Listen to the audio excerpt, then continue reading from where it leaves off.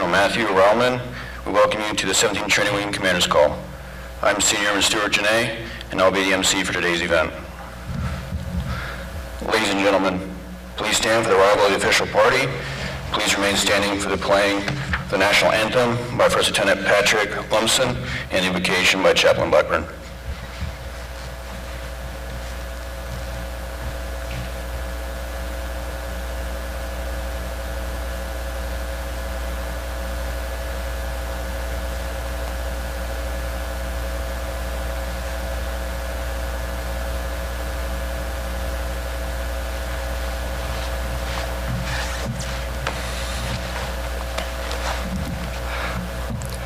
Oh, say, can you see by the dawn's early light what so proudly we hailed at the twilight's last gleaming, whose broad stripes and bright stars through the perilous fight o'er the ramparts we watched, we're so gallantly streaming, and the rocket's red glare, the bombs bursting in air, gave proof through the night that our flag was still there.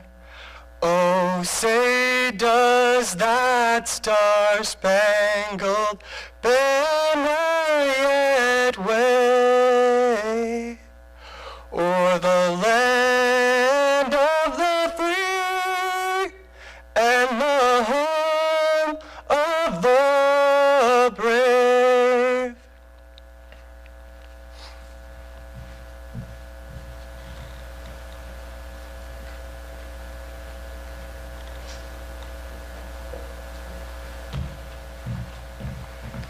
If you would, please join me in prayer.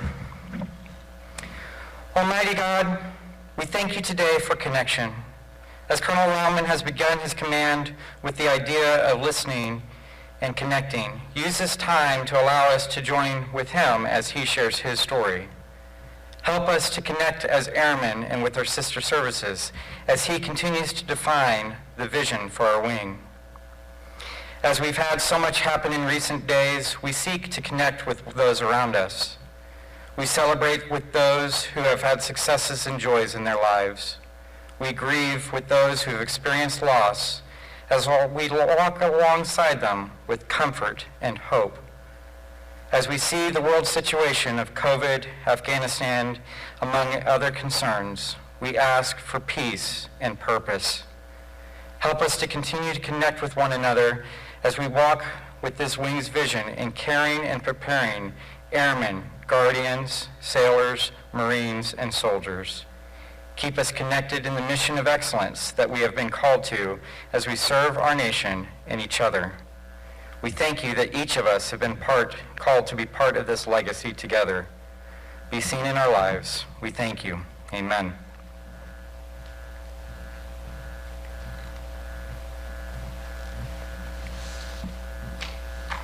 Thank you, Chaplain Blackburn. Ladies and gentlemen, you may be seated.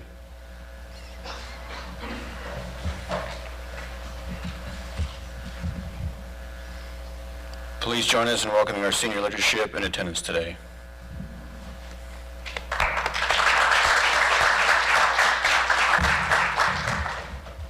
The Commander, 17th Training Wing, Colonel Matthew Rowland.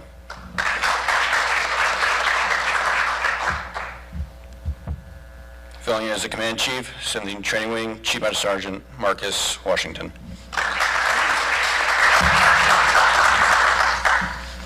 We'd also like to extend a warm welcome to all squadron commanders, chiefs, first sergeants, supervisors, and those viewing virtually.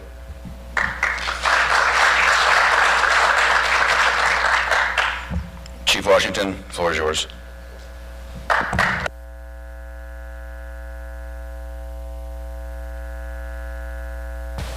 You want to give me this one?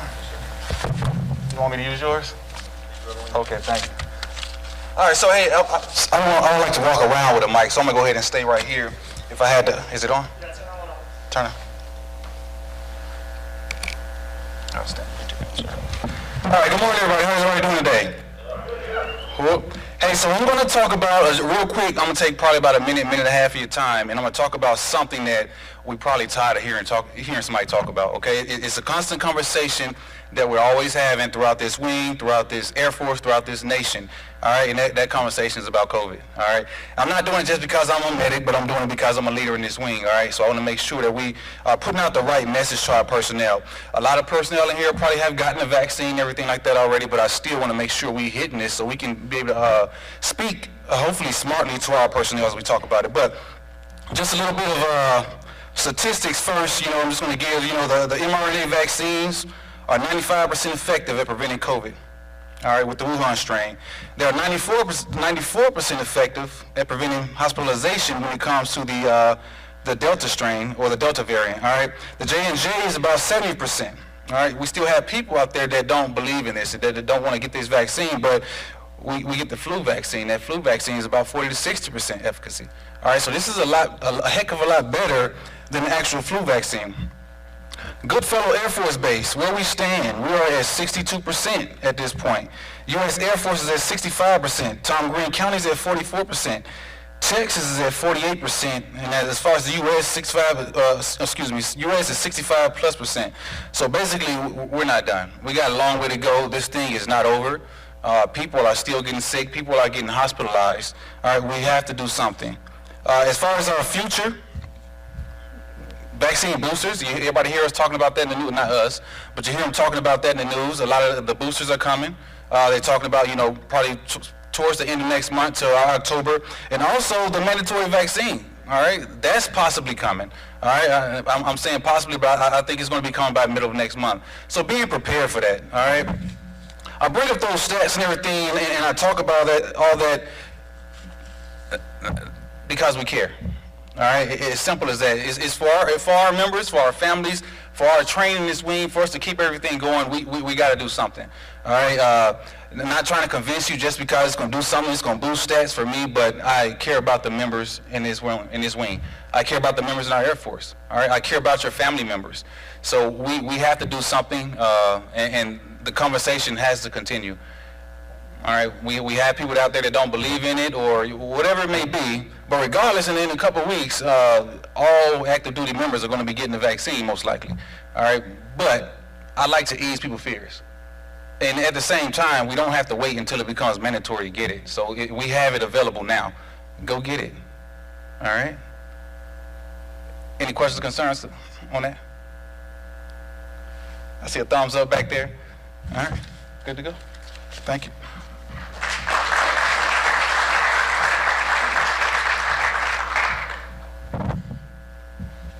Colonel Rahman, the floor is yours.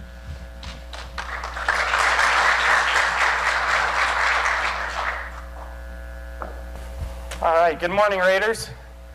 All right, that's getting better.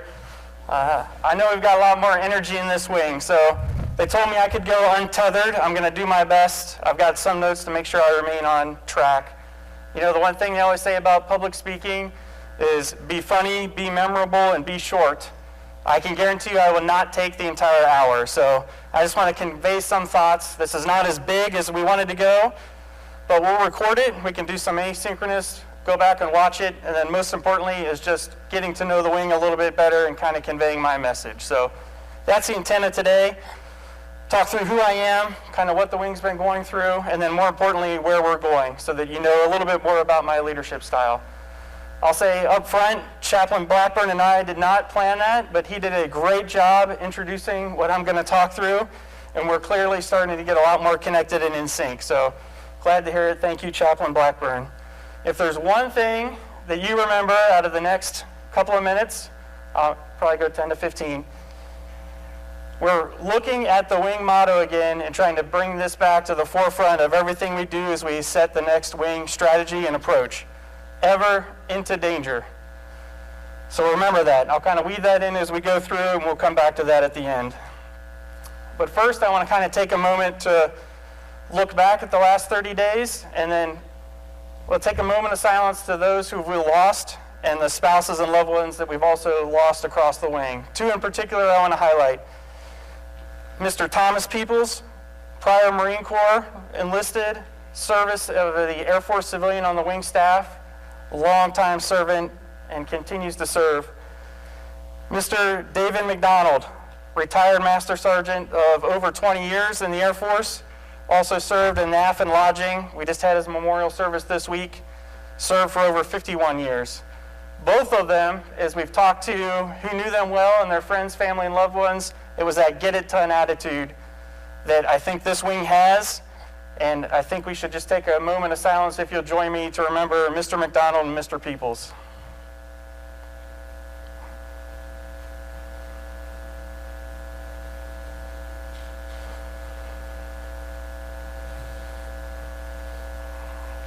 All right, thank you. I know this has been a stressful last week and month. I'm going to take this one off. And I know there's just been a lot of, in particular, shock and angst over what's going on with Afghanistan, with both the withdrawal and then trying to get all the Afghanistan personnel who helped us out of the country and refugees. It didn't quite hit me, and I've been struggling to deal with this all week. And I know we've been talking about this across the wing. I know you all are talking about it in your workspaces, on social media. It didn't hit me until I was coming back on Monday, and one of our defenders at the gate said, "You know what, sir? Are they going to be okay over there?" I did not expect that question. I can say I was not ready to answer that question, and it took a little bit of thought about what did that mean to me. And I've been thinking about that over the past week, and we got to continue to talk about this. It's personal. It's personal. My entire career has largely been woven through the lens of the global war on terror, Afghanistan, and everything that's come after that. It's personal to our families, our loved ones, spouses, and our kids every time we go downrange to try to carry out our mission. It's personal, and it's okay to talk about. It's okay to tell you, and I'll tell you right now, I'm mad, I'm frustrated, I'm furious over what's going on right now. And I'm still dealing with it. I know I didn't answer that airman's question really well at the gate that first day. You know, I don't know if you meant it was just our personnel that we have deployed over there, if it was all of the U.S. military and citizens, or if it was the Afghanistan people and those who helped us over the last 20 years. I think it was all the above. My best response at the time was, I don't think the Taliban are going to mess with us. I don't think they're going to mess with our citizens or what we're going to try to do. And I think I've thought through this a little bit more this week. I'm still mad and I'm still processing it, but I think we can rest on a couple of things. One, we largely defeated Al-Qaeda and eliminated their safe haven in Afghanistan.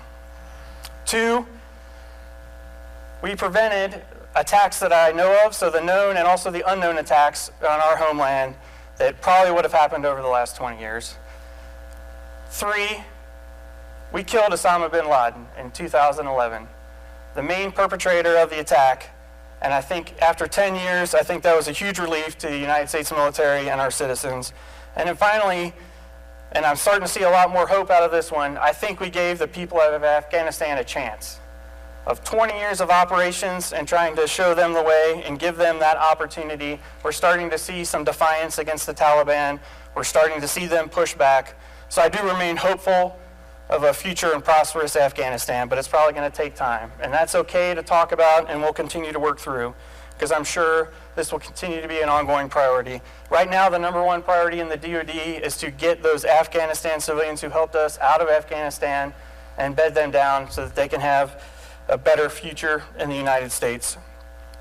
And that's why I continue to serve, right? That's a part of my story. I don't know that I started off that way, but I continue to serve because it's that defense of the United States as citizens, and largely those who cannot defend and help themselves, that drives me every day. So I am the product of a Kentucky public high school education. You can laugh, it's okay. I grew up 18 years in the same house in Kentucky, in northern Kentucky, up near Cincinnati, Ohio.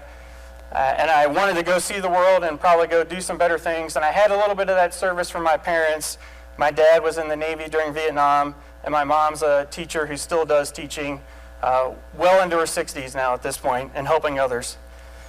Of course, my mom finally sat me down, as I'm sure a lot of others have, and said, hey, you know what? I can't pay for college. You can either work through college, you can get a full ride scholarship, or join the service. And that's exactly how she put it to me. She'll claim she didn't, but that's a vivid memory I have from high school. So I did what anybody else would do. Talked to friends, started talking to recruiters. Believe it or not, I was delayed enlisted in the Army for a while. I looked at other enlistment opportunities, ROTC, the academies. My dream was to fly fighters in the Air Force. The last notice I got was I was accepted into the Air Force Academy. I was like, finally, this is fantastic. Get to go to Colorado and live my dream of flying fighters. You can see how well that didn't work out, okay? I broke my back skydiving my sophomore year at the Air Force Academy, continued to do it anyway, and then senior year they told me I couldn't fly. That was a lot for me to deal with as a young cadet and then future officer, a lot that we had to process and work through. I think it took a while, but I finally got to that point.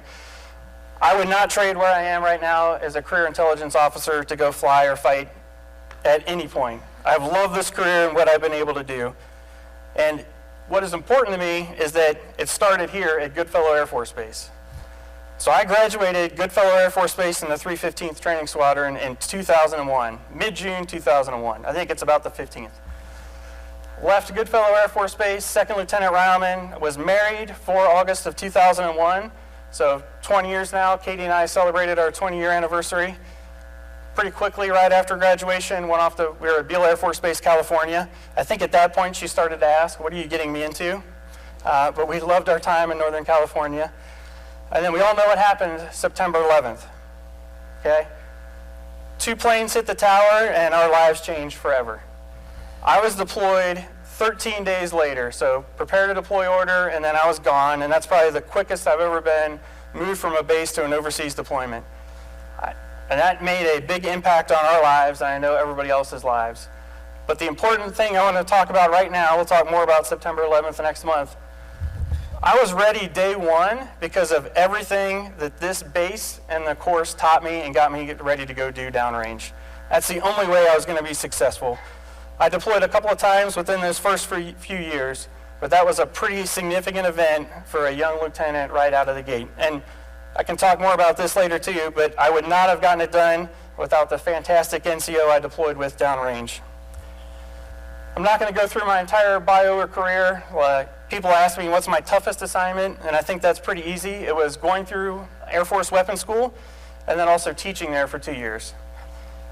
You're teaching, you're instructing, you're coaching, you're mentoring the officers to get through weapons school, you're teaching academics to the entire school, you're refining academics, you're largely building them on your own, you're away from family doing missions, you're TDY a lot, going down to different locations so you can teach them more about what the intelligence community and Air Force is doing. You're away from your family, you're away from your kids. Sometimes you get locked into that. I think there's probably a lot of MTLs and instructors on the wing who can understand that. It's a hard job, but it's also very rewarding. Every 6 months we're producing the next generation of weapons officers and putting the best product out in the field. And I know that we're doing that here continually through this wing and everywhere that we're pushing students through the pipeline. They'll also ask, what was your best assignment? And I think the best is hard to really judge, but I would go back to my time as a squadron commander, the 7th Intelligence Squadron at Fort Meade. New experience for me. I got to lead a lot of communications and intelligence personnel, and it was really at the forefront of cyber operations. So getting to see what our airmen and joint services are doing to exploit, attack, and defend the United States. But the most memorable part of that job was the team that we built, the relationships that we built, and what we were able to all achieve together. And I say that because after 12 moves and throughout my entire career, back to where we started, I am energized and excited by the team we have here. So when I came in May for a visit, and then ever since I took the guide on in July, you all give me energy and keep me excited every day. I keep telling people as they ask, how's it going? I say, sometimes you can't see it behind the mask, but you cannot wipe the smile off my face. You truly cannot, because we have an incredible team here in the 17th Training Wing and at all of our locations. And that really is the best part of this job, right, is what are we going to do next? What is this wing going to achieve next? We're going to have a lot of change of focus now. I think GWAT is largely fading behind us. We have a new national security strategy, defense priorities. It's going to be about strategic competition, our peer adversaries, and making sure that this base and training is transformed to deal with those future threats, because we're not going to know what those are. We sure as heck didn't know in July of 2001, let alone what we're going to know in the next 5, 10, 20 years. So a lot of what we've been doing over the last 30 days, I've been aggressively listening to you all across the base. So that's immersions, deep dives. I've probably made a small dent in it. Having sensing sessions with different groups. I appreciate all your candid feedback and thoughts, because I think we have a lot to do, but there's a lot of talent and energy in the room to get that done. I'll finish some of the listening next week. We're kind of moving into the planning. What do we need to fix and work on as a wing? And then ultimately, we'll get together in October with the commanders, senior enlisted leaders, and kind of forge that mission, vision, priorities, and where do we want to go the next year, and then more importantly for me, the next 3 to 5 years, so that the team that comes behind us can keep pushing this wing and elevating us to new heights. I promise each and every one of you that my number one priority is our airmen, soldiers, sailors, Marines, Guardians, and even some of the Coast Guard that come through and their families. That will be at the forefront of all of my decision making and thoughts each and every day. Each and every day, the airmen and families. And I always add families because that's an important part of how we're going to be effective as a force. My priorities will always largely come back to taking care of the people, transforming the mission, the base, and training. Improving on our infrastructure is a key one that I've heard and kind of new coming in. And then finally, continuing to build on that culture of dignity, inclusion, and respect. And we'll keep working on that over the next couple of months and looking at where that's going to take us in the next few years. I know this is a very stressful time between back to school, resurgence of COVID-19, dealing with Afghanistan, dealing with the grief and loss across the wing, dealing with transforming training as all the new trainees come in, new personnel rotate the base. Civilians are seeing the change out for probably the 10th, 12th, 15th, 20th time. Now it's more than ever to maintain that connectedness that Chaplain Blackburn talked about. To talk, to be a good teammate, work with each other, work through these things, and then continue to build those ideas, because the best ideas are going to come from the ground up to make this wing better. And I want you to think about that legacy of this wing and all of those Raiders who came before us. They also faced impossible odds. They also persevered through adversity, and no matter what, continued to push ever into danger. So with that, stand by for any questions you might have, and of course, I'll leave it open for the next 48 hours if there are any questions virtually or anything else or thoughts you want to send my way.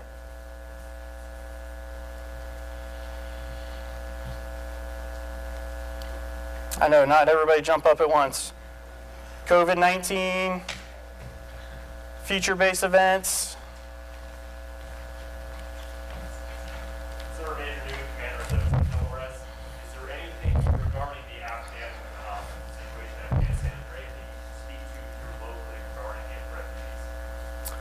Yeah, between across the DoD, they're looking at different installations and just asking questions. So I think we're just really in a kind of question and answer phase on what type of capacity you might have in any given wing. I think this is largely going to fall on the Army, and I think they have the most space and capacity for hard billets to do it. But we're standing by for any tasking or support that we can lend.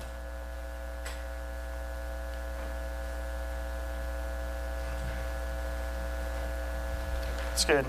What else? Any other questions? All right, leadership's going. What's the biggest thing that surprised you in your 38 days here so far? I don't think it's anything bad. I think the biggest surprise was just the breadth of experience and missions that we kind of have on the base and across the installation. And then I knew that the community partnership was tight, but I think how much love and connectedness we have across the local community and support we have for the base has just been astounding. Every time I meet with local community partners, which I've met with a lot of the key leaders downtown, it's always, what can we do for you? And then they literally ask me, what can we do for you in the next 48 hours? And I said, okay, slow down a little bit. I'm still getting my feet under me, but I think it's just surprising how much we are connected with the local community, which is outstanding. Good question.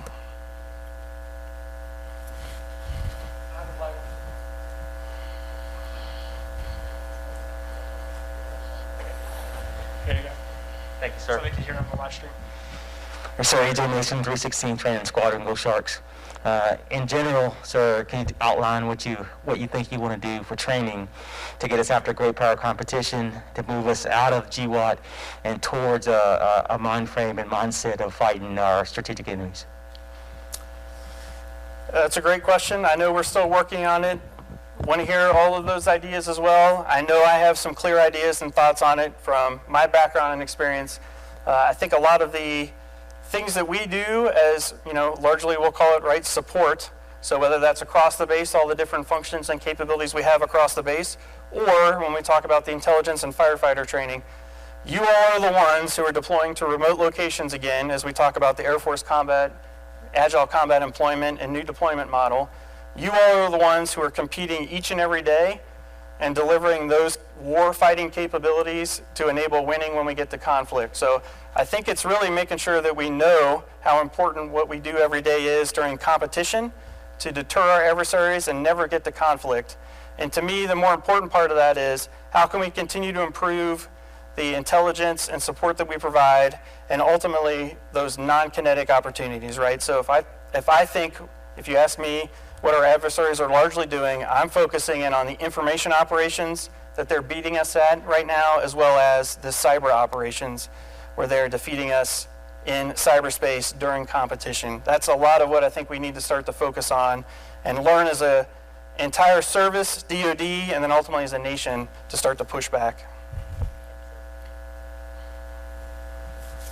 Any other questions?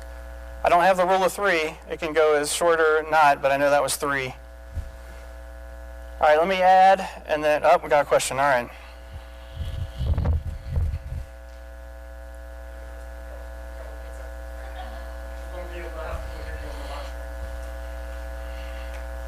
Hello, sir. It's Sergeant Price, Training Support Squadron, 17th.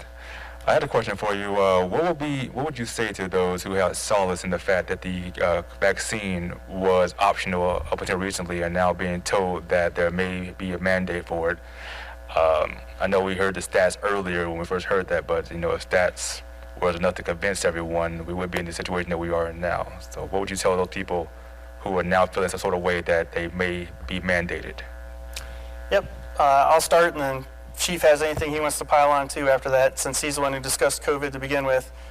I would say, right, just please talk to those you trust, get some medical advice, and probably have that discussion. I know we've been doing the encouragement and education campaign. And then I would also say vaccinations have probably largely cleared over 18 deadly diseases from our lifetimes, that we don't have to deal with polio, we don't have to deal with measles, we don't have to lose a lot of our own capabilities to live that previous generations had to do without vaccinations. And I would also say that we've gone through this before. So I didn't talk about it, but I've gone through the shot line, I've gone through the anthrax doses when those were not mandatory, and then mandatory, smallpox the same way. We'll work through it. We're going to work through when we get to the point of the mandatory vaccinations of what is it going to take once you get up to the line, and if you do not want to do it, again, I'll work on the education. We'll work on what does it mean, how's it going to impact you, but I think people are going to have to start thinking through that just like we did 10 years ago, just like we've had to in previous generations of if you don't want to take the shot, that is your choice. You're also probably going to be making a choice to no longer serve for our active duty military, and we'll work through that. Again, at the forefront of all my decisions are what are our airmen who've chosen to serve and their families with them, what is the impact on them. So we'll work through this. I know there's going to be a lot more guidance, but vaccinations save lives, and they have throughout history. And I've kind of given you those few examples, but please talk to those you trust. Please get the education, and whatever else we can do, let us know if we can do more. Spot on, sir. I mean, it's just talking to those personnel. Everything's not perfect, and that's what everybody's looking at. They're looking at the small percentage of things that, the different effects it have on certain people. That percentage is so small compared to the amount of people or the amount of good that it's doing. So it's just, again, like the Colonel said, give us some education, trying to help people understand, because at the same time, as he's saying, it's going to get to the point where you're either going to get or you're not going to be serving. I'd rather keep the people, and I'd rather let people serve as opposed to making a decision over something. So I hate to, not to downplay it, but it is minuscule. Thank you. I think it's a huge help, and I think it's going to be a plus, and it's going to make us stronger. It's going to make what we're doing, us to be able to continue on with our mission, because you think about it, still, it's not a whole lot, but that number of people, actually it is a whole lot, that number of people that's kind of iffy about it, or may be on the fence and decide that they don't want to get it, that's going to be a detriment to lose a heck of a lot of people in a short amount of time, because we're talking about here the next couple of weeks. So again, just trying to educate, convince, do the best we can. I'm short of trying to say you will. We're not going to do that at this point until we get to that date that we will be doing that at. But again, just trying to educate at this point.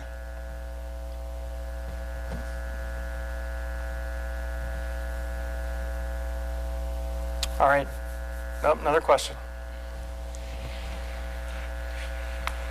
I can project. Well, they still want the microphone. They still want the microphone so that they can hear you. Awesome, thank you. Hi, I'm Captain Chapman from 315th. I'm a 14N instructor. Most of my students coming through, and I know it's true across the base, it's been true in BMT for a while now, were not really either alive or old enough to really remember 9/11. Given those that have spent most of their career on that, is there any advice that you have or resources that you would like to see us sharing with those new folks?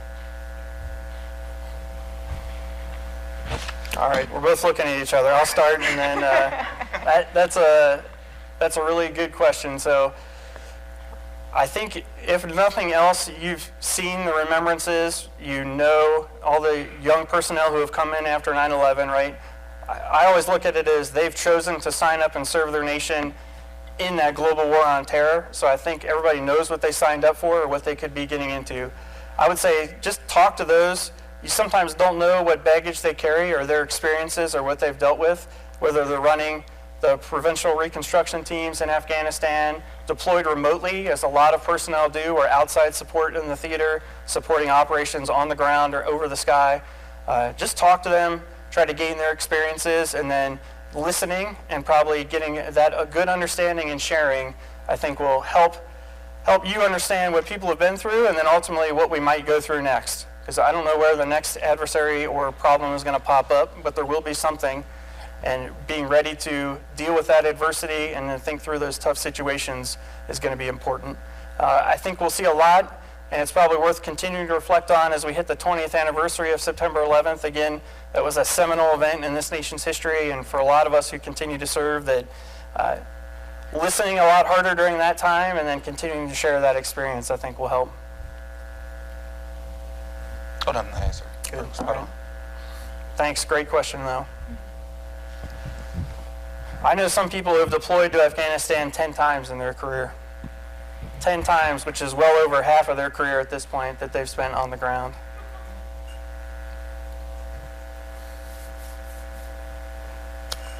All right. I'll do a couple of quick events on kind of what's coming up. So next week we have the Wing Civic Leader Tour on Tuesday, the 24th of August. That's another great opportunity to bring those local community partners in, particularly those who have not been around the base in the last couple of years. Also have Major General Edmondson coming in next Wednesday through Friday. So she's our new 2nd Air Force commander. This is her first time ever visiting the 17th Training Wing. So I'm really excited to show the civic leaders and General Edmondson and Chief Vizzy everything that you do every day here at the 17th Training Wing. And she's going to ask a lot of hard questions. She has a lot of time in 2nd Air Force. She's going to want to hear from you, so please introduce yourself, let her know what's going on, and then pass her that frank feedback that you're also passing to me as well. Also have our new Wing Command Chief will be here next week, Chief Rebecca Arbona. So she'll be around TDY next week. Please introduce yourself, say hello, and then she'll be here officially in the middle of September or so when she assumes the seat. Also have all the remembrances and everything else coming up next month in September, and then toward the end of the month of October, we'll have General Webb and the civic leaders coming through as well. So big couple of months. Also have Sports Day, the Air Force birthday next month. We're probably going to push Oktoberfest to the right, move that actually to October. Maybe we get out of masks and we can have a lot more fun. And that's probably one last thing that I would say on the vaccinations is I'm dealing with every day that decision on what's next. Should we ramp up HBCon? Should we restrict movement? Should we continue to lock it down? I think we're doing pretty well as a wing right now, but those decisions weigh heavily. Probably every week we talk through it. The quicker we can get vaccinated, the quicker we can get through this, and the quicker I think we can continue to have fun, bring the team together, and continue to be connected, because I know we got a lot to do. And I know this has been very stressful on everybody for the last year and a half now.